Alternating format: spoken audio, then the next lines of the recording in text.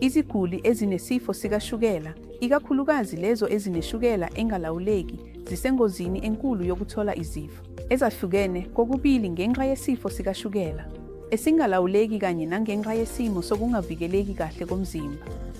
Kukhona imigomo ethile enconyelwe iziguli ezinesifo sikashukela, futhi ikakhulukazi ngaphambi kwezinyanga zasebusika kubalulekile ukuthi ukunikeza imithi yokugoma kubantu asebekhulile abanesifo sikashukela okuhlanganisa umgomo womkhuhlane, umgomo we-pneumococcal.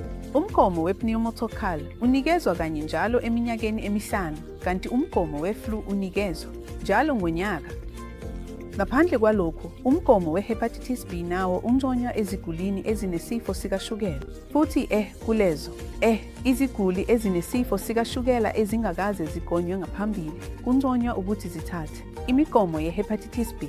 Umgomo we-shingles ungomunye umgomo obaluleke kakhulu, ikakhulukazi kubantu abadala, ngoba sibona iziguli eziningi ezinezinkinga ezinzima ze-shingles kanye nezifo ezihambisana nazo. Kwesinye isikhathi kuthinta ubuso, izinzwa zobuso, futhi kuholela ezinkingeni ezinzima.